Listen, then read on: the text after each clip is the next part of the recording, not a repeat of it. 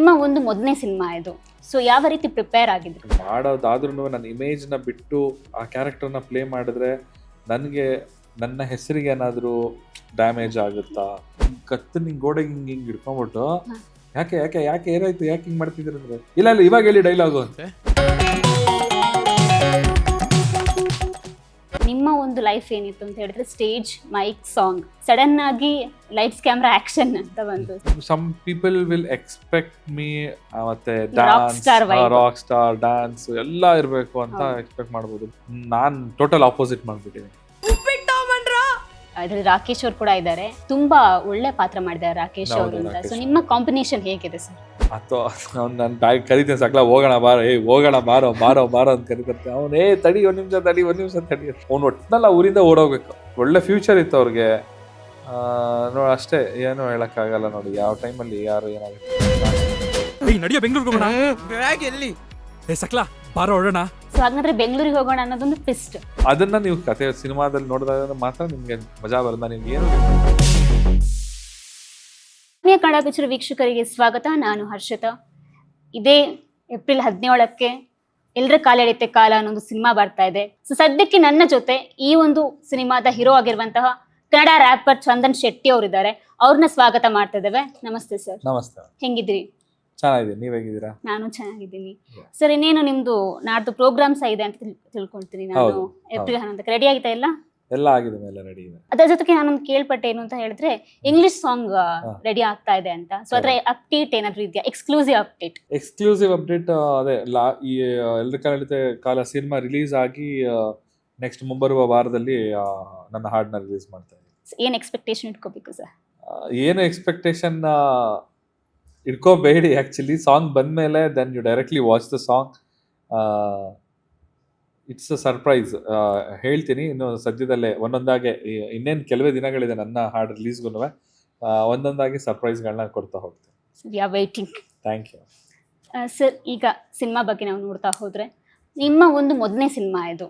So ಯಾವ ರೀತಿ prepare ಆಗಿದ್ರಿ? Sujay Shastri ಅವರು ಆ್ಯಕ್ಚುಲಿ ನನಗೆ ಈ ಸಿನಿಮಾ ಕಥೆನ ನನಗೆ ಹೇಳಿದಾಗ ನಾನು ಸಖತ್ ಎಕ್ಸೈಟ್ ಆಯಿತು. ನನಗೆ ಸಖತ್ ಕತೆ ಅಂತೂ ತುಂಬ ಚೆನ್ನಾಗಿದೆ, ಕತೆ ಚೆನ್ನಾಗಿದೆ ಇದು ಅಂತ ಹೇಳಿದೆ ನಾನು. ಆಮೇಲೆ ದೆನ್ ಮನೆಗೆ ಬಂದು ಯೋಚನೆ ಮಾಡಿದಾಗ ನಾನು ಇದನ್ನ ಆ್ಯಕ್ಟಿಂಗ್ ಮಾಡಬಲ್ಲ. ಈ ಒಂದು ಕ್ಯಾರೆಕ್ಟ್ರು ಇವ್ರು ಹೇಳಿದ್ದಾರೆ, ಕತೆ ಎಷ್ಟು ಚೆನ್ನಾಗಿದೆ, ಅದು ಹಳೆ ಕಾಲದ ಕತೆ ಅಂತ ಬೇರೆ ಹೇಳ್ತಾ ಇದ್ದಾರೆ. ಅಂದರೆ 80ನೇ ಇಸ್ವಿಯಲ್ಲಿ ನಡೆಯುವಂಥ ಒಂದು ಕತೆ ಅಂತ ಹೇಳ್ತಾ ಇದ್ದಾರೆ. ಆಗಿನ ಕಾಲದೊಂಥರ ನಾನು ಆ್ಯಕ್ಟ್ ಮಾಡ್ಬೋದಾ? ಆ್ಯಕ್ಟ್ ಮಾಡೋದಾದ್ರೂ ನನ್ನ ಇಮೇಜ್ನ ಬಿಟ್ಟು ಬಂದು ಆ ಕ್ಯಾರೆಕ್ಟರ್ನ ಪ್ಲೇ ಮಾಡಿದ್ರೆ ನನಗೆ ನನ್ನ ಹೆಸರಿಗೆ ಏನಾದರೂ ಡ್ಯಾಮೇಜ್ ಆಗುತ್ತಾ? ಏನು ಹೇಗೆ ಯಾವ ಥರ ಎಲ್ಲ ತುಂಬ ಯೋಚನೆ ಮಾಡಿದೆ ನಾನು. ಆಮೇಲೆ ದೆನ್ ಇವರು ಪ್ರಿಪ್ರೇಷನ್ ಮಾಡೋಕ್ಕೆ ನನಗೆ ಇದೇ ಜಾಗದಲ್ಲಿ ಸ್ಟಾರ್ಟ್ ಆಗಿದೆ. ಆ್ಯಕ್ಚುಲಿ 4 years ಬ್ಯಾಕು ಇಲ್ಲಿ ಕರೆದು ಒಂದು ವರ್ಕ್ಶಾಪ್ ಮಾಡಿಸಿದ್ರು. ಫಸ್ಟಿಗೆ ಸುಮ್ಮನೆ ನಾರ್ಮಲಾಗಿ ಹಿಂಗೆ ಕರೆದು ಹಿಂಗೆ ನಿಲ್ಲಿಸ್ಬಿಟ್ಟು ಅಳಿ ಶೆಟ್ರೆ ಅಂತ ಹೇಳಿದ್ರು. ಸುಮ್ಮನೆ ಅಳಿ ಅಂತ ಅತ್ತೆ. ನಾನು ಅಳೋ ಥರ ನಟಿಸ್ದೆ ನಾನು. ಆಮೇಲೆ ಸರಿ ಇವಾಗ ಕೋಪ ಮಾಡ್ಕೊಳ್ಳಿ. ಸೊ ಕೋಪದಲ್ಲಿ ಕಿರ್ಚಾಡಿ ಜೋರಾಗಿ ಅಂತಂದ್ರು. ಜೋರಾಗಿ ಕಿರ್ಚಿ ಅಂತ ಕಿರ್ಚಿ ನನ್ನ ಮಾಡಿ ಆಯಿತು. ಅದಾದ್ಮೇಲೆ ನೆಕ್ಸ್ಟ್ ನನ್ನ ಕತ್ತಿಂಗ್ ಇಟ್ಕೊಂಡು ಗೋಡೆಗೆ ತಳ್ಳಿ ಗೋಡೆಗೆ ಹಿಂಗೆ ಅಮ್ಕಿ ಇಟ್ಕೊಂಡ್ರು. ಏನು ಮಾಡ್ತಿದ್ರು ಶಾಸ್ತ್ರಿಗಳೇ, ಇವಾಗ ಹೇಳಿ ಡೈಲಾಗು ಅಂತ ಕತ್ತು ನಿಂಗೆ ಗೋಡೆಗೆ ಹಿಂಗೆ ಹಿಡ್ಕೊಂಬಿಟ್ಟು ಯಾಕೆ ಯಾಕೆ ಯಾಕೆ ಏನಾಯ್ತು, ಯಾಕೆ ಹಿಂಗೆ ಮಾಡ್ತಿದ್ದೀರ ಅಂದ್ರೆ, ಇಲ್ಲ ಇಲ್ಲ ಇವಾಗ ಹೇಳಿ ಡೈಲಾಗು ಅಂತ. ಅದು ಇದೆಲ್ಲ ವಿಧಾನಗಳು, ಇದೆಲ್ಲ ಈ ಥರ ಪ್ರೆಷರಲ್ಲಿ ನೀವು ಹೆಂಗೆ ಆ್ಯಕ್ಟಿಂಗ್ ಮಾಡ್ತೀರಾ ಇದರಲ್ಲಿ ಅದೆಲ್ಲ. ಸೊ ಈ ರೀತಿಯಾದಂಥ ಪ್ರಿಪ್ರೇಷನ್ಸ್ ಇಂದ ಸ್ಟಾರ್ಟ್ ಆಗಿದೆ. ಸೊ ನಾನು ಕೇಳ್ಪಟ್ಟೆ ನಿಮ್ಮ ತಂದೆಗೆ ಆಸೆ ಇತ್ತು ನಿಮ್ಮ ಆ್ಯಕ್ಟಿಂಗ್ ನೋಡಬೇಕು ಅಂತ. ಹೌದು. ಸೊ ಅವರ ಒಂದು ರಿಯಾಕ್ಷನ್ ಹೇಗಿತ್ತು? ಸೊ ನಮ್ಮ ತಂದೆಯವರು ಭಾಳ ಎಕ್ಸೈಟೆಡ್ ಆಗಿದ್ದಾರೆ ಈ ಸಿನಿಮಾ ಬಗ್ಗೆ. ಅವರು ಫಸ್ಟ್ ಸಿನಿಮಾ ಇವಾಗ ಯಾವುದು ಸೂತ್ರಧಾರಿ ರಿಲೀಸ್ ಆಯಿತು, ಅದಾದಮೇಲೆ ಇನ್ನೊಂದು ರಿಲೀಸ್ ಆಯಿತು. ಸೊ ಅದೆಲ್ಲ ಆದಮೇಲೆ ಬಟ್ ಅವರು ಎಲ್ಲ ನೋಡಾದ್ಮೇಲೆ ಹೇಳ್ತಾ ಇದ್ರು, ನಿಂದ ಫಸ್ಟ್ ಸಿನಿಮಾ ರಿಲೀಸ್ ಆಗ್ಬೇಕಣ, ಎಲ್ಲರ ಕಾಲಿಡುತ್ತೆ ಕಾಲ, ಅದರಲ್ಲಿ ಏನೋ ನನಗೂ ಏನೋ ಇಂಟ್ಯೂಷನ್ ಇದೆ, ಚೆನ್ನಾಗಾಗುತ್ತೆ ಸಿನಿಮಾ ಅಂತ ಅವರು ಒಂದು ಪಾಸಿಟಿವ್ ಹೋಪ್ಸ್ ಅಲ್ಲಿದ್ದಾರೆ. ನಿಮ್ಮ ಒಂದು ಪಾತ್ರ ಏನಿದೆ, ವಿಜಯ್ ಅನ್ನೋ ಪಾತ್ರ, ಸೊ ಅದ್ರ ಬಗ್ಗೆ ಏನು ಹೇಳ್ತೀರಾ? ವಿಜಯ್ ಪಾತ್ರ ಬಂದು ಒಂದು ಇನ್ನೋಸೆಂಟ್ ಪಾತ್ರ. ತುಂಬ ತೊಂದರೆ ಆಗ್ತಾ ಇರುತ್ತೆ ಈ ಕಥೆಯಲ್ಲಿ. ಇಡೀ ಸಿನಿಮಾದಲ್ಲಿ ಪಾಪ ಆತ ತುಂಬಾ ಹಿಂಸೆ ಪಡ್ಕೊಂಡೇ ಇರ್ತಾನೆ. ಎಲ್ಲಾರು ಅವನಿಗೆ ಬರೀ ಹಿಂಸೆ ಕೊಡ್ತಾನೆ ಇರ್ತಾರೆ, ಕಾಣಿಸ್ತಾ ಇರುತ್ತೆ. ಇಡೀ ಸಿನಿಮಾ ಹಂಗೆ ಕ್ಯಾರಿ ಮಾಡಿದ್ದೀನಿ ನಾನು. ಯಾಕಂದ್ರೆ ಅದು ಆ ಕಥೆಯಲ್ಲಿ ಆತ ಪಾಪ ಅಷ್ಟು ಬಂದು ಒಂದು ಕಷ್ಟದಲ್ಲಿ ಸಿಗಾಕೊಂಡು ಆ ಕಷ್ಟದಿಂದ ಹೆಂಗ್ ಆಗ್ತಾನೋ ಇಲ್ವೋ ಅನ್ನೋದೇ ಒಂದು ಸ್ಟೋರಿ ಅದು ಆ್ಯಕ್ಚುಲಿ. ಸೊ ಆ ಕ್ಯಾರೆಕ್ಟರ್ನ ನಿಭಾಯಿಸೋದು ಮತ್ತು ತುಂಬಾನೇ ಕಷ್ಟ ಆಯಿತು. ಆಮೇಲೆ ನಾನು ಸಿನಿಮಾ ನೋಡಿದಾಗ್ಲೂ ಅನ್ಕೊಂಡೆ, ಯಪ್ಪ ದೇವ್ರೆ, ಒಂದು ನಿಮಿಷ ನಕ್ಕಿಲ್ವಲ್ಲ ಈ ಇಡೀ ಸಿನಿಮಾದಲ್ಲಿ, ಒಂದು ನಕ್ಕೆ ಇಲ್ಲ ನಾನು. ಅಷ್ಟು ಆ ಕ್ಯಾರೆಕ್ಟರ್ಗೆ ಬರೀ ಹಿಂಸೆನೆ ಆಗ್ತಾ ಇರುತ್ತೆ. ಬಟ್ ಅದು ಒಂಥರ ಏನೋ ಹಾಸ್ಯ ಸಿನಿಮಾ ಅಂತಾನೆ ನಾವು ನೋಡುವಾಗ ಗೊತ್ತಾಗುತ್ತೆ. ಕಾಮಿಡಿ ಅಂಡ್ ನೀವು ಟ್ರೈಲರ್ ನೋಡಿದ್ರೆ ನಿಮ್ಗೆ ಏನ್ ಅನ್ಸ್ತು? ಟ್ರೈಲರ್ ಅಲ್ಲಿ ಯಾವ ಅಂಶ ಅಂದ್ರೆ ಕಾಮಿಡಿ ಇತ್ತು, ಬಟ್ ಕಾಮಿಡಿಯಲ್ಲಿ ಏನೋ ಹೇಳಕ್ ಟ್ರೈ ಮಾಡ್ತಿದ್ದೀರಿ. ಅಂದ್ರೆ ಅದು ತುಂಬಾ ಸೀರಿಯಸ್ ವಿಚಾರ, ಬಟ್ ಅದು ಕಾಮಿಡಿಯಲ್ಲಿ ಹೇಳಕ್ ಟ್ರೈ ಮಾಡ್ತಾ ಇದ್ದೀರಿ. ಕರೆಕ್ಟ್. ಸೊ ಅದೇ ಒಂದು ಸಸ್ಪೆನ್ಸ್ ಇರೋದು ಇದರಲ್ಲಿ. ನಿಮಗೆ ಒಂಥರ ಮಿಸ್ಟ್ರಿ ಇದೆ ಇದರಲ್ಲಿ. ಲಾಸ್ಟ್ ಅಲ್ಲಿ ಒಂದು ಡೈಲಾಗ್ ಹೇಳ್ತೀನಿ, ಬೆಂಗಳೂರಿಗೆ ಹೋಗೋಣ. ಅದಾದ್ಮೇಲೂ ಟೈಟಲ್ ತೋರ್ಸಾದ್ಮೇಲೆ ಚಿಕ್ಕ ಡೈಲಾಗ್ ಬರುತ್ತೆ, ಏನೋ ನಿಮ್ಮ ಊರಲ್ಲಿ ಗಡಿಯಾರನೇ ನಡೆಯಲ್ಲ ಅಂತೆಲ್ಲ, ಅದೇಂಗೋ ಅಂತ. ಅಂದ್ರೆ ಆ ಊರಲ್ಲಿ ಗಡಿಯಾರ ನಡೀತಾ ಇಲ್ಲ, ಆ ಊರಲ್ಲಿ ಗಡಿಯಾರ ನಡೆಯಲ್ಲ, ಟೈಮ್ ಏನು ಅಂತ ಗೊತ್ತಾಗಲ್ಲ. ಅಂತ ಊರಲ್ಲಿ ಇವನು ಹೋಗ್ಬಿಟ್ಟು ಏನ್ ಫಜಿತಿ ಪಡ್ತಾನೆ ಅನ್ನೋದು ಸಿನಿಮಾ. ಸೊ ಹಾಗಾದ್ರೆ ಬೆಂಗಳೂರಿಗೆ ಹೋಗೋಣ ಅನ್ನೋದೊಂದು ಟ್ವಿಸ್ಟ್. ಅದನ್ನ ನೀವು ಕತೆ ಸಿನಿಮಾದಲ್ಲಿ ನೋಡಿದಾಗ ಮಾತ್ರ ನಿಮ್ಗೆ ಮಜಾ ಬರೋದು. ನಾನು ಏನು ರಿವೀಲ್ ಮಾಡಕ್ ಹೋಗಲ್ಲ ಸರ್. ಮತ್ತೆ ನಿಮ್ಮ ಒಂದು ಲುಕ್ ನೋಡಿದ್ರೆ ತುಂಬಾ ಡಿಫ್ರೆಂಟ್ ಉಂಟು. ಇವಾಗಿನ ಒಂದು ಟ್ರೆಂಡಿಂಗ್ ಅಂತ ಹೇಳಿದ್ರೆ ತುಂಬಾ ಫಿಟ್ ಆಗಿ ಎಲ್ಲ ಇರ್ತಾರೆ, ಬಟ್ ಈ ಒಂದು ಪಾತ್ರಕ್ಕೆ ವೆಯ್ಟ್ ಗೇನ್ ಮಾಡ್ಬೇಕಿತ್ತು. ಸರ್ ಹೇಳ್ತಾ ಇದ್ರು 90 kgs ಏನೋ ಗೇನ್ ಮಾಡಿದ್ರಿ ಅಂತ. ಸೊ ಹೇಗೆ ಸರ್ ಅದಕ್ಕೆ ಪ್ರಿಪರೇಷನ್? ಏನಿಲ್ಲ, ಸರಿಯಾಗಿ ತಿಂದಿರೋದಷ್ಟೇನೆ. ಬೆಳಗ್ಗೆ ಮಧ್ಯಾಹ್ನ ರಾತ್ರಿ ಸುಮ್ಮನೆ ತಿನ್ನು ಬಿರಿಯಾನಿ ತಿನ್ನು, ರೈಸ್ ತಿನ್ನೋದು. ಆಕ್ಚುಲಿ ವೆಯ್ಟ್ ಪುಟ್ ಆನ್ ಆಗ್ಬೇಕಾದ್ರೆ ನಾನು ಈಸಿಯಾಗಿ ಆಗ್ಬಿಡ್ತೀವಿ. ಯಾಕಂದ್ರೆ ದಪ್ಪ ಆಗೋದೇನು ಕಷ್ಟದ ಕೆಲಸ ಏನಿಲ್ಲ. ತಿಂದ್ರೆ ಸರಿಯಾಗಿ ತಿಂದು ಮಲ್ಕೊಂಡ್ಬಿಟ್ರೆ ದಪ್ಪ ಆಗ್ಬಿಡ್ತೀವಿ. ಬಟ್ ಅದನ್ನ ಮತ್ತೆ ಇಳಿಸೋದಿದೆಯಲ್ವಾ, ಸೊ ಆ ಟೈಮಲ್ಲಿ ಸ್ವಲ್ಪ ಹೆಲ್ತ್ ಇಶ್ಯೂಸ್ಗಳನ್ನು ಆಗ್ಬಿಡ್ತು ನನಗೆ. ಆ ಪ್ರೊಸೀಜರಲ್ಲಿ ರ್ಯಾಪಿಡ್ ಆಗಿ ದಪ್ಪ ಆಗೋದು, ರ್ಯಾಪಿಡ್ ಆಗಿ ಸಣ್ಣ ಆಗೋದು. ಸೊ ಸ್ವಲ್ಪ ಹೆಲ್ತ್ ಒಂಚೂರು ಎಫೆಕ್ಟ್ ಕೂಡ ಆಗಿತ್ತು. ಬಟ್ ಸ್ಟಿಲ್ ಸಿನಿಮಾ ಗೆದ್ರೆ ಅದು ಯಾವುದು ನೆನಪಿಗೆ ಬರೋದಿಲ್ಲ. ಸರ್ ಈ ಒಂದು ಸಿನಿಮಾ ಮಾಡೋತ್ತಿಗೆ ಇವರು ನಮ್ಮ ಡೈರೆಕ್ಟರ್ ಅವರು ಯಾವ ರೀತಿಯ ಸಜೆಷನ್ ಕೊಟ್ಟರು ನಿಮಗೆ? ಅಂದ್ರೆ ನಿಮ್ಮ ಫಸ್ಟ್ ಮೂವಿ ಇದು. ಅದನ್ನೇ ಹೇಳಿದ್ನಲ್ಲ, ಅವರು ಫಸ್ಟಿಂದ ನನಗೆ ಹೆಂಗಂದ್ರೆ, ಇವಾಗ ಫಸ್ಟ್ ಟೈಮ್ ಆ್ಯಕ್ಟಿಂಗ್ ಮಾಡಬೇಕು ಅಂತಂದರೆ ಫಸ್ಟು ಹೋಗಿ ಆ್ಯಕ್ಟಿಂಗ್ ಕ್ಲಾಸಿಗೆ ಸೇರ್ಕೋಬೇಕು, ಆ್ಯಕ್ಟಿಂಗ್ ಕಲಿತು ಆಮೇಲೆ ಸಿನಿಮಾ ಇಂಡಸ್ಟ್ರಿಗೆ ಬರಬೇಕು. ನನಗೆ ಪ್ಲಸ್ ಏನಾಗೋಯ್ತು, ಆ್ಯಕ್ಟಿಂಗ್ ಹೇಳ್ಕೊಡೋರೆ ನನಗೆ ಡೈರೆಕ್ಟ್ರಾಗಿ ಸಿಕ್ಬಿಟ್ರಲ್ಲ. ಈಸ್ ಬೇಸಿಕಲಿ ಅವರು ರಂಗಭೂಮಿಯಿಂದ ಬಂದವರು. ಸೊ ಅವ್ರಿಗೆ ಆ ರಂಗಭೂಮಿಯಲ್ಲೇ ಅವ್ರು ಕಲಿತು ಬಂದಿದ್ದರಿಂದ ನನಗೆ ಡೈರೆಕ್ಟರ್ ಪ್ಲಸ್ ಟೀಚರ್ ಇಬ್ರು ಒಬ್ಬರೇ ಆಗ್ಬಿಟ್ರು ನನಗೆ. ಸೊ ಕಲಿತಾನೆ ಸಿನಿಮಾ ಮಾಡ್ಬಿಟ್ಟಂಗೆ. ಸರ್ ನಿಮಗೆ ಈ ಒಂದು ಪಾತ್ರ ಬಂದಾಗ ನಿಮ್ಮ ರಿಯಾಕ್ಷನ್ ಹೇಗಿತ್ತು? ಪಾತ್ರ ನನ್ ಕತೆ ಇಷ್ಟ ಆಗೋಯ್ತಲ್ಲ, ಯಾವುದೇ ಕಾರಣಕ್ಕೂ ಈ ಥರ ಕತೆ ಮಿಸ್ ಮಾಡ್ಕೋಬಾರ್ದು. ಬಿಕಾಸ್ ರೇರ್ ಈ ಥರದ್ದೆಲ್ಲ ಆಗೋದು. ಸೊ ಈ ಥರ ಕತೆನ ನಾನು ಮಾಡಬೇಕು ಅಂತ ಅನಿಸ್ತು. ಬಟ್ ಪಾತ್ರ ಬಂದಾಗ ಒಂದು ಕಡೆ ಎಕ್ಸೈಟ್ಮೆಂಟ್, ಒಂದು ಕಡೆ ಭಯನೇ ಜಾಸ್ತಿ. ಎಲ್ಲಿ ಇಮೇಜಿಗೆ ಡ್ಯಾಮೇಜ್ ಆಗಿಬಿಡುತ್ತೆ.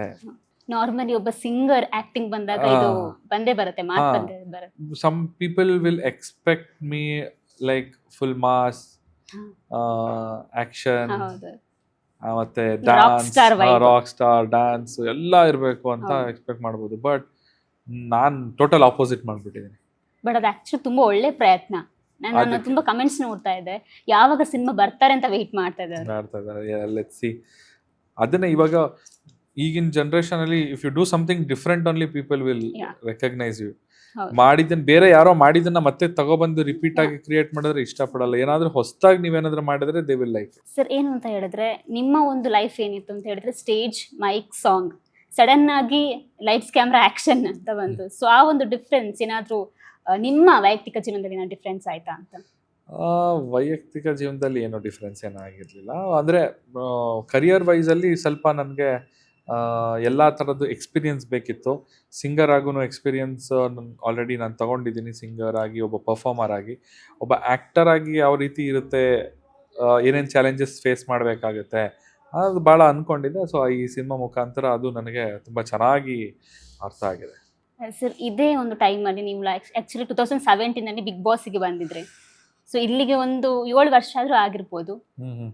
ನೀವು ಅಲ್ಲಿ ಆ ಒಂದು ಟೈಮಲ್ಲಿ ಇಲ್ಲಿ ಕಾಲ ಅಂತ ಹೇಳಿದ್ರಲ್ಲ, ಸೊ ಬಿಗ್ ಬಾಸ್ ಕಾಲ ಹೇಗಿತ್ತು ಸರ್? ಬಿಗ್ ಬಾಸ್ ಅಯ್ಯೋ ಮತ್ತೆ ಹಳೇದ್ನೆಲ್ಲ ಇವಾಗ ನೆನ್ಸ್ಕೋಬೇಕು. ಇವಾಗ ವೆರಿ ಚಾಲೆಂಜಿಂಗ್ ಡೇಸ್ ಅದು ಬಿಗ್ ಬಾಸ್ ಅಲ್ಲಿ.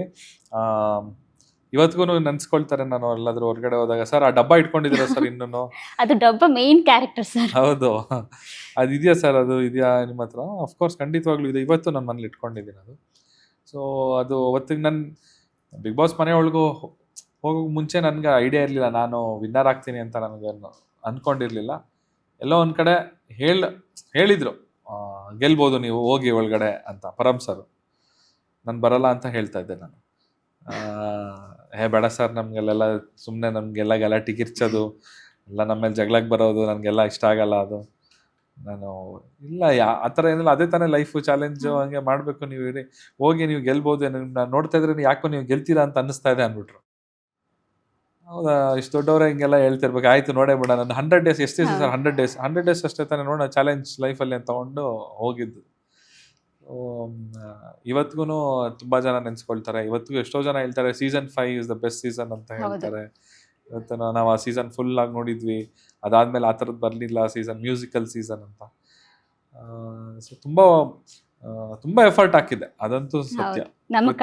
ಪ್ರತಿದಿನನೂ I use to be very active. ಅದೊಂದು ಹಠ ಏನಂದ್ರೆ ನನಗೆ I wanted to stay for 14 weeks, ಅಷ್ಟು ವಾರಗಳಿಷ್ಟು ನಡೆಯುತ್ತೆ ಫೈನಲ್ಸ್ವರೆಗೂ ನಾನು ಹೋಗ್ಬೇಕಂತ. ವಿನ್ ಆಗ್ತೀನೋ ಬಿಡ್ತೀನೋ ಗೊತ್ತಿಲ್ಲ, ಬಟ್ ನನ್ನ ಪ್ರಯತ್ನ ಬಿಡಬಾರ್ದು. So I made sure every day ನಾನು ಏನೋ ಒಂದು ಮಾಡ್ತಾ ಇದ್ದೆ, ಅಂದ್ರೆ ಏನೋ ಒಂದು ಕ್ರಿಯೇಟ್ ಮಾಡ್ತಾ ಇದ್ದೆ. ಆ ಚಂದನ್ಗೂ ಈ ಚಂದನ್ಗೂ ಏನ್ ವ್ಯತ್ಯಾಸ ಸರ್? ತುಂಬಾ ಕಲ್ತಿರ್ಬೇಕು, ಪರ್ಸನಾಲಿಟಿ ಡೆವಲಪ್ಮೆಂಟ್ ಕೂಡ ತುಂಬಾ ಆಗಿರ್ಬೇಕು. ಬಿಗ್ ಬಾಸ್ ಒಳಗಡೆ ಹೋಗಕ್ ಮುಂಚೆ ವಾಸ್ ವೆರಿ ಶೈ. ಹಾಡು ಹೇಳೋ ಅಂದ್ರೆ ಹಾಡು ಹೇಳ್ತಿದ್ದೆ, ಮಾತಾಡೋ ಅಂದ್ರೆ ಸ್ಟೇಜ್ ಮೇಲೆ ಹೋಗಿ ಮಾತಾಡಕ್ ಆಗ್ತಾ ಇರಲಿಲ್ಲ. ಅಂದ್ರೆ ಮಾತಾಡ್ತಾ ಇದ್ದೆ, ಬಟ್ ಸ್ವಲ್ಪ ನರ್ವಸ್ನೆಸ್ ಇತ್ತು, ಮಾತಾಡ್ಬೇಕಾದ್ರೆ ಸ್ವಲ್ಪ ಭಯ ಆಗ್ತಿತ್ತು. ಬಟ್ ಬಿಗ್ ಬಾಸ್ ಹೋದ್ಮೇಲೆ ಅದನ್ನು ಹೊಟ್ಟೋಗ್ಬಿಡ್ತು. ಅಲ್ಲಿ ಮಾತಾಡ್ಲೇಬೇಕು, ಅಲ್ಲಿ ಕಂಪಲ್ಸರಿ ಮಾತಾಡಿಸ್ತಾರೆ, ಸುಮ್ಮನೆ ನೀನು ಬೇಡ ಅಂದ್ರೂ ಕರೆದು ಮಾತಾಡಿಸ್ತಾ ಇರ್ತಾರೆ. ಸೊ ಹಂಗಾಗಿ ಅದೊಂದು ತುಂಬ ಹೆಲ್ಪ್ ಆಯಿತು ನನಗೆ. ಇನ್ನೂ ಹೆಲ್ಪ್ ಆಗಿದೆ ಏನಂತಂದರೆ, ಅಲ್ಲಿಗೆ ಹೋಗೋ ಮುಂಚೆ ನನಗೆ ಡಿಪೆಂಡೆನ್ಸಿ, ನನಗೊಂದು ಮ್ಯೂಸಿಕ್ ಮಾಡಬೇಕು ಅಂತಂದರೆ ನನಗೊಂದು ಕೀಬೋರ್ಡ್ ಬೇಕು, ಒಂದು ಗಿಟಾರ್ ಬೇಕು, ಈ ಒಂದು ಡ್ರಮ್ಸ್ ಏನೋ ಒಂದು ಬೇಕು, ನನಗೊಬ್ಬ ಮ್ಯೂಸಿಷಿಯನ್ ಬೇಕು, ಆ ಥರ ಇತ್ತು. ಬಟ್ ಬಿಗ್ ಬಾಸ್ ಒಳಗಡೆ ಹೋಗಿದ್ಮೇಲೆ ನನಗೆ ಗೊತ್ತಾಯಿತು, ನನಗೆ without any instrument, without pen and paper I can create music ಅಂತ. ಮ್ಯೂಸಿಕ್ ಕ್ರಿಯೇಟ್ ಮಾಡ್ಬೋದು, ಬರೀ ಸುಮ್ಮನೆ ಕೂತ್ಕೊಂಡು ತಲೆ ಒಳಗಡೆ ಟ್ಯೂನ್ ಮಾಡ್ಕೊಂಡು ಸುಮ್ಮನೆ ಹಿಂಗೆ ಕೈ ಮೇಲೆ ಹಿಂಗೆ ಒಂದು ತಾಳ ಹಿಂಗೆ ಹಾಕೊಂಡು ಮನಸ್ಸಲ್ಲೇ ಲಿರಿಕ್ಸ್ ಬರ್ಕೊಂಡು ಮಾಡ್ಬೋದು ಅಂತ ನಂಗೆ ಗೊತ್ತಾಗಿದೆ ಬಿಗ್ ಬಾಸ್. ನನಗೆ ಆ ಥರನೂ ನನಗೊಂದು ಟ್ಯಾಲೆಂಟ್ ಇದೆ. ಬಿಕಾಸ್ ನಿಮ್ಗೆ ಆ ಥರ ಸಿಚುವೇಶನ್ನೇ ಬರಲ್ವಲ್ಲ ಹೊರ ಪ್ರಪಂಚದಲ್ಲಿ. ನೀನು ಯಾಕೆ ಸುಮ್ಮನೆ ಮಾಡ್ತೀನಿ, ಪೆನ್ ಸಿಗುತ್ತೆ, ಪೇಪರ್ ಸಿಗುತ್ತೆ, ತಗೊಳ್ತೀಯ, ಬರ್ಕೊಂತೀಯ, ಇಲ್ಲ ಫೋನಲ್ಲಿ ಟೈಪ್ ಮಾಡ್ಕೊತೀಯ, ಇಲ್ಲಾಂದ್ರೆ ನನಗೇನೋ ಪಿಯಾನೋ ಸಿಕ್ಕಿದ್ರೆ ನುಡಿಸ್ತೀಯ, ಮಾಡ್ತೀಯ. ಬಟ್ ಅಲ್ಲಿ ಹೋದಾಗನೇ ನನಗೆ ಗೊತ್ತಾಗಿದ್ದು, ಓಕೆ ನಾನು ಇಷ್ಟು ಮಟ್ಟಕ್ಕೆ ನಾನು ಪುಷ್ ಮಾಡ್ಬೋದು ನನ್ನ ಟ್ಯಾಲೆಂಟ್ನ. ನಮ್ಮ ಅಮ್ಮನಿಗೂ ತುಂಬಾ ಇಷ್ಟ, ಅವ್ರು ಇವಾಗ್ಲೂ ಹೇಳ್ತಾರೆ ಚಂದನ್ ಶೆಟ್ಟಿ ಇದು ಸೀಸನ್ನೇ ಬೆಸ್ಟ್ ಅಂತ. ಹೌದಾ, ಥ್ಯಾಂಕ್ ಯು. ನಿಮ್ಮ ಮಮ್ಮಿಗೆ ಥ್ಯಾಂಕ್ಸ್ ಹೇಳ್ಬಿಡಿ ನನ್ನ ಕಡೆಯಿಂದ. ಸರಿ, ನೆಕ್ಸ್ಟ್ ಈಗ ಫಿಲ್ಮ್ಗೆ ಬರೋಣ ವಾಪಸ್. ಸೊ ರೆಟ್ರೋ ಸ್ಟೈಲ್ ಇದು. ಸೊ ಆ ಒಂದು ಏನೋ ಬಾಡಿ ಲ್ಯಾಂಗ್ವೇಜ್ ಎಲ್ಲ ತುಂಬಾ ಡಿಫ್ರೆಂಟ್ ಇರುತ್ತೆ, ಈ ಟೈಮ್ ತರ ಅಲ್ಲ ಬಾಡಿ ಲ್ಯಾಂಗ್ವೇಜ್. ಸೊ ಅದನ್ನ ಹೆಂಗೆ ಸ್ಟಡಿ ಮಾಡಿದ್ರೆ ನೀವು ಅಂತ? ಅದನ್ನ ನಾನು ಹಳೆ ಪಿಕ್ಚರ್ಗಳನ್ನೆಲ್ಲ ನೋಡ್ತಿದ್ವಲ್ಲ, ನಾವೆಲ್ಲ ಹಳೆ ಪಿಕ್ಚರ್ ಅಲ್ಲಿ ನೋಡಿ ನನಗೆ ತಲೆ ನೆನಪಿದೆ, ಹಳೆ ಕಾಲದಲ್ಲಿ ಹೀರೋಗಳೆಲ್ಲ ಹೆಂಗ್ ನಡೆಯೋರು. ಆಗಿನ ವಿಷ್ಣು ಸರ್ ಅಂದ್ರೆ ಅವ್ರದೇ ಒಂದು ವಾಕಿಂಗ್ ಸ್ಟೈಲ್ ಇದೆ, ರಾಜ್ಕುಮಾರ್ ಸರ್ ಅಂದ್ರೆ ಅವ್ರದೇ ಒಂದು ವಾಕಿಂಗ್ ಸ್ಟೈಲು, ಅಂಬರೀಶ್ ಸರ್ ಅಂದ್ರೆ ಅವ್ರದೇ ಒಂದು ವಾಕಿಂಗ್ ಸ್ಟೈಲ್, ಅವ್ರದೇ ಹಾವಭಾವ. ಸೊ ಅದನ್ನೆಲ್ಲ ಅಬ್ಸರ್ವ್ ಮಾಡಿ ನಾನು ಇದ್ರಲ್ಲಿ ಏನ್ ಮಾಡ್ಬೋದು ಅಂತ ಅನ್ಬಿಟ್ಟು ನಂದೊಂದು ಹಾವಭಾವ ತರ ನಾನೇ ಕ್ರಿಯೇಟ್ ಮಾಡ್ಕೊಂಡು ಅದೇ ತರ ಬಿಹೇವ್ ಮಾಡ್ತಾ ಇದ್ದೆ. ಅವಾಗ ಮನೇಲಿ ಟೈಮ್ ಸಿಕ್ದಾಗೆಲ್ಲ ಹಂಗೆ ನಾನು ಆ ಫಿಲಮಲ್ಲಿ ಆಕ್ಟಿಂಗ್ ಮಾಡೋ ಥರನೇ ಮಾಡೋದು. ಮನೆಯವ್ರು ಏನು ಹೇಳ್ತಿದ್ರು? ಪಾಪ ಅವರು ಎಲ್ಲ ನೋಡ್ಕೊಂಡು ನಗವರು. ಆ್ಯಂಡ್ ಗೊತ್ತಲ್ಲ, ಐ ಆಮ್ ವೆರಿ ಡೆಡಿಕೇಟೆಡ್. ಅಂದರೆ ಮೋರ್ ಓವರ್ ಯಾರು ಇಲ್ಲದಾಗ ಮಾಡ್ತಾ ಇದ್ದೆ, ಒಬ್ಬೊಬ್ಬನೇ ನಡೆಯೋದು. ಆಮೇಲೆ ಕಾಮಿಡಿ ಮಾಡೋ ಅಂಥ ಈ ಮಿಸ್ಟರ್ ಬೀನ್ ಆಗಿರ್ಬೋದು, ಚಾರ್ಲಿ ಚಾಪ್ಲಿನ್ ವಿಡಿಯೋಸ್ ಆಗಿರ್ಬೋದು, ಅದೆಲ್ಲ ತುಂಬಾ ಎಲ್ಲ ಲೆಜೆಂಡ್ರಿ ವಿಡಿಯೋಸ್ಗಳೆಲ್ಲ ನೋಡ್ತಾ ಇದ್ದೆ. ನೋಡಿ ದೆನ್ ಅವರಿಂದ ಚಿಕ್ಕ ಅಂಶ ಎಲ್ಲ ಸ್ವಲ್ಪ ಇನ್ಸ್ಪೈರ್ ಆಗಿದೆ. ನಿಮ್ಮ ಮತ್ತೆ ಅದ್ರಲ್ಲಿ ರಾಕೇಶ್ ಅವ್ರು ಕೂಡ ಇದ್ದಾರೆ, ಅವ್ರು ಹೇಳ್ತಾ ಇದ್ರು ತುಂಬಾ ಒಳ್ಳೆ ಪಾತ್ರ ಮಾಡಿದ್ದಾರೆ ರಾಕೇಶ್ ಅವರು ಅಂತ. ಸೊ ನಿಮ್ಮ ಕಾಂಬಿನೇಷನ್ ಹೇಗಿದೆ ಸರ್? ರಾಕೇಶ್ ಅವ್ರದ್ದು ನಮ್ಮ ಕಾಂಬಿನೇಷನ್ ಸಖತ್ ಮಜಾ ಕೊಟ್ಟಿದೆ. ಸೆಕೆಂಡ್ ಹಾಫ್ ಅಲ್ಲಿ ನನ್ನ ಬ್ಯಾಗ್ ಕರಿತೇನೆ, ಸಕಲ ಹೋಗೋಣ ಬಾರೋ ಅಂತ ಕರಿತರ್ತೆ. ಅವನು ತಡಿ ಒಂದ್ ನಿಮಿಷ ತಡಿ. ಅವ್ನು ಒಟ್ಟಿನಲ್ಲ ಊರಿಂದ ಓಡೋಗ್ಬೇಕು. ನನ್ನ ಕ್ಯಾರೆಕ್ಟರ್ ಅದ್ಭುತ ಕಲಾವಿದ ಅವರು. ಹೌದು, ರಾಕೇಶ್ ಅವ್ರು ತುಂಬಾ ಚೆನ್ನಾಗಿ ಆಕ್ಟ್ ಮಾಡಿದ್ರು. ಅವರು ಒಳ್ಳೆ ಹೆಸರು ಮಾಡಿದಂಥವ್ರು ಇದ್ರಲ್ಲಿ, ರಿಯಾಲಿಟಿ ಶೋಗಳಲ್ಲಿ ತುಂಬಾ ಒಳ್ಳೆ ಈ ಪ್ರತಿಭೆ, ಒಳ್ಳೆ ಫ್ಯೂಚರ್ ಇತ್ತು ಅವ್ರಿಗೆ. ಅಷ್ಟೇ, ಏನು ಹೇಳಕ್ಕಾಗಲ್ಲ ನೋಡಿ, ಯಾವ ಟೈಮಲ್ಲಿ ಯಾರು ಏನಾಗುತ್ತೆ ಕಾಲ. ಕಾಲ. ಸರ್ ನಿಮಗೆ ತುಂಬಾ ಇನ್ಸ್ಪೈರ್ ಆಗಿರುವ ನಟ ಯಾರು ಅಂತ? ನನಗೆ ತುಂಬಾ ಇನ್ಸ್ಪೈರ್ ಮಾಡಿದವ್ರು ಚಾರ್ಲಿ ಚಾಪ್ಲಿನ್.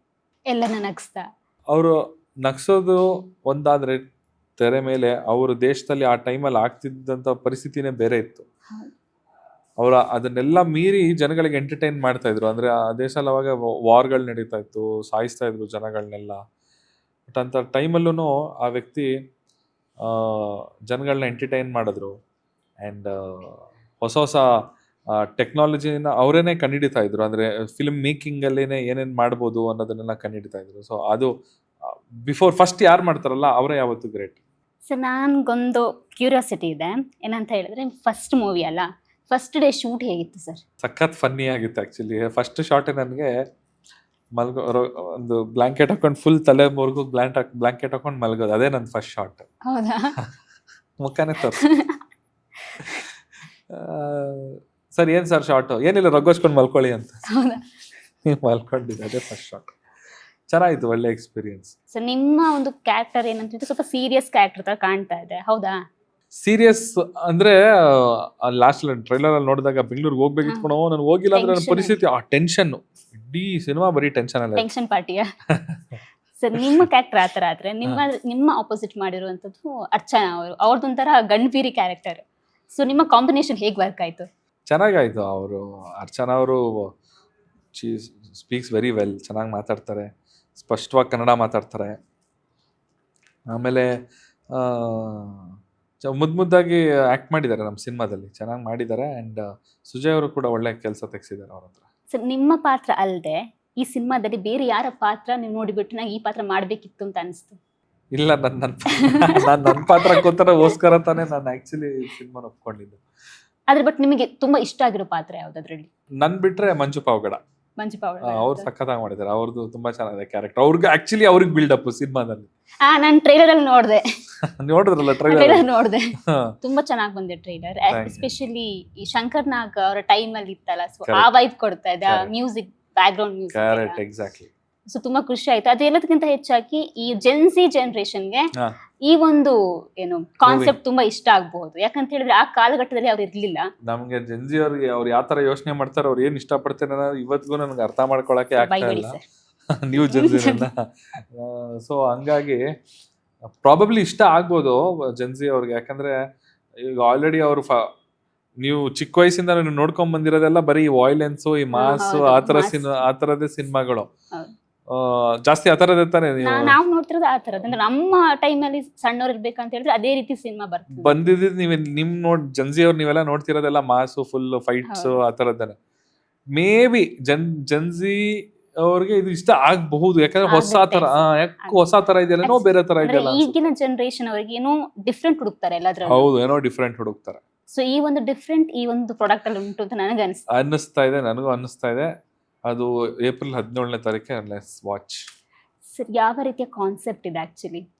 ಬೇರೆ ಕಾಲನ ಎಳಿಯೋದ ಅಥವಾ ನಮ್ಮ ಕಾಲ ಎಳಿತಿದ್ಯಾ? ಹೌದೌದು. ಇವಾಗ ನೀವು ಈ ಸಿನಿಮಾದಲ್ಲಿ ನಾವು ಹೇಳಕ್ ಹೊರಟಿರೋದು ಎಷ್ಟು, ನೀನು ಏನೇ ಪ್ರಯತ್ನ ಮಾಡೋ, ಅದು ಯಾವ ಟೈಮಲ್ಲಿ ಆಗ್ಬೇಕು ಅದೇ ಟೈಮಲ್ಲಿ ಆಗುತ್ತೆ. ಅದು ಆಗ್ಬೇಕಂತಿದ್ರೆ ಮಾತ್ರ ಆಗುತ್ತೆ, ಆಗ್ಬಾರ್ದು ಅಂತಿದ್ರೆ ಅದು ಯಾವುದೇ ಕಾರಣಕ್ಕೂ ಆಗಲ್ಲ, ಯಾರೇ ಬಂದ್ ಮಾಡಿದ್ರು ಆಗಲ್ಲ. So it's all pre planned actually. ಇದು ಅದೇ ಒಂದು ನಾವು ಬೇಸ್ ಆಗಿ ಇಟ್ಕೊಂಡು ಮಾಡಿರುವಂತ ಕತೆ. ನೀನ್ ಅನ್ಕೋಬಹುದು ಅಷ್ಟೇ, ನಾನು ಹಂಗ್ ಮಾಡ್ಬಿಡ್ತೀನಿ, ನಾನು ಹಿಂಗ್ ಮಾಡ್ಬಿಡ್ತೀನಿ, ಬಟ್ ಆಗ್ಬೇಕಲ್ಲ. ಅದಾಗುತ್ತೋ ಇಲ್ವೋ, ಅದೇನದು ಅದ್ರ ಹಿಂದೆ ಅದ್ ರಹಸ್ಯನ ಅದೇನು ಅನ್ನೋದು ಆ ಊರು, ಆ ಇದ್ ನೋಡು, ಅದೊಂದು ಕ್ರಿಯೇಟ್ ಮಾಡಿದ್ದಾರೆ. ಒಂದು ತುಂಬಾ ಬ್ಯೂಟಿಫುಲ್ ಆಗಿರೋದೊಂದು ಸಬ್ಜೆಕ್ಟ್ ಕ್ರಿಯೇಟ್ ಮಾಡಿ, ಅದು ಒಂದು ಊರ್ ಕ್ರಿಯೇಟ್ ಮಾಡಿ, ಅಲ್ಲಿ ಕ್ಯಾರೆಕ್ಟರ್ಸು, ಆ ಊರಿಗೊಂದು ಇತಿಹಾಸ ಎಲ್ಲ ಕ್ರಿಯೇಟ್ ಮಾಡಿ ಚೆನ್ನಾಗಿ ಮಾಡಿದ್ದಾರೆ. ಸಿನಿಮಾದಲ್ಲಿ ಊರ ಹೆಸರೇನು ಸರ್? ಇದ್ ನೋಡು. ತುಂಬಾ ಚೆನ್ನಾಗಿದೆ ಹೆಸರು. ಅಂದ್ರೆ ಅದನ್ನ ಇಟ್ಟಿದ್ಯಾರು? ಇದ್ ನೋಡು. ನಮ್ ರೈಟರ್, ನಮ್ ರಾಜ್ಗುರು ಅವರು. ಸೊ ಅದೇನಾದ್ರೂ ಮೇನ್ ಕ್ಯಾರೆಕ್ಟರ್ ಏನಾದ್ರು ಪ್ಲೇ ಮಾಡ್ತಿದ್ಯಾ? 100% ಆ ಊರು ತುಂಬಾ ದೊಡ್ಡ ಕ್ಯಾರೆಕ್ಟರ್ ಪ್ಲೇ ಮಾಡುತ್ತೆ, ಅದಕ್ಕೆ ಆ ಊರ ಹೆಸರು ಇದ್ ನೋಡು ಅಂತಾರೆ. ನಾನು ಕೇಳ್ತೇನಲ್ಲ, ಏನೋ ಇದ್ ನೋಡು, ಏನ್ ಕಾಣಿಸುತ್ತೆ, ಇದ್ ನೋಡಿದ್ರೆ 3 ದಿವಸ ಇದ್ ನೋಡಿ ಎಲ್ಲ ಕಾಣಿಸುತ್ತೆ ಅಂತ ಹೇಳ್ತಾರೆ. ಸೊ ಆ ತರದ್ದು ಅದು. ಸರ್ ಕೊನೆಯದಾಗಿ ಈ ಒಂದು ಸಿನಿಮಾ ನೋಡಕ್ ಬರೋರ್ಗೆ ನೀವ್ ಏನ್ ಹೇಳ್ತೀರಾ? ಸಿನಿಮಾ ನೋಡಕ್ ಬರೋರ್ಗೆ ಪೀಸ್ಫುಲ್ ಆಗಿ ಬನ್ನಿ, ಆರಾಮಾಗಿ. ಇದರಲ್ಲಿ ಯಾವುದೇ ರೀತಿಯಾದಂಥ ವಾಯ್ಲೆನ್ಸ್ ಇಲ್ಲ, ದೊಡ್ಡ ಬಿಲ್ಡಪ್ಸು ಆ ಥರದ್ದು ಏನೂ ಇಲ್ಲ. ಒಂದು ಬ್ಯೂಟಿಫುಲ್ ಆಗಿರುವಂಥ ಒಂದು ಕತೆ, ಮನೋರಂಜನೆ ಕೊಡುವಂಥ ಉದ್ದೇಶದಿಂದ ಮಾಡಿರುವಂಥ ಒಂದು ಕತೆ. ನಿಮ್ಗೆಲ್ಲರಿಗೂ ಇಷ್ಟ ಆಗುತ್ತೆ ಅಂತ ಬಯಸ್ತೀನಿ. ಈ ಒಂದು ಜನ್ರೇಷನಲ್ಲಿ ನೀವು ದೊಡ್ಡ ದೊಡ್ಡ ಸಿನಿಮಾಗಳು ನೋಡಿರ್ತೀರಾ, ಬಿಗ್ಗೆಸ್ಟ್ ಬಜೆಟ್ ಸಿನಿಮಾಗಳು ನೋಡಿರ್ತೀರಾ. ಬಟ್ ಇದೊಂದು ಸಣ್ಣ ಬಜೆಟಿನ ಒಂದು ಬ್ಯೂಟಿಫುಲ್ ಆಗಿರೋ ಮುದ್ದಾದ ಒಂದು ಕತೆ, ಒಂದು ಸಸ್ಪೆನ್ಸ್ ಇರುವಂಥದ್ದು, ಒಂದು ಮಿಸ್ಟ್ರಿ ಇರುವಂಥ ಒಂದು ಕತೆ. ಬಂದು ಥಿಯೇಟ್ರಲ್ಲಿ ಸಿನಿಮಾ ನೋಡಿ ಎಂಜಾಯ್ ಮಾಡಿ. Thank you sir. Thank you. ಇದಾಗಿತ್ತು ಈ ಹೊತ್ತಿನ ವಿಶೇಷ. ಇನ್ನು ಹೆಚ್ಚಿನ ಮಾಹಿತಿಗಾಗಿ ನೋಡ್ತಾ ಇರಿ ಕನ್ನಡ ಪಿಕ್ಚರ್.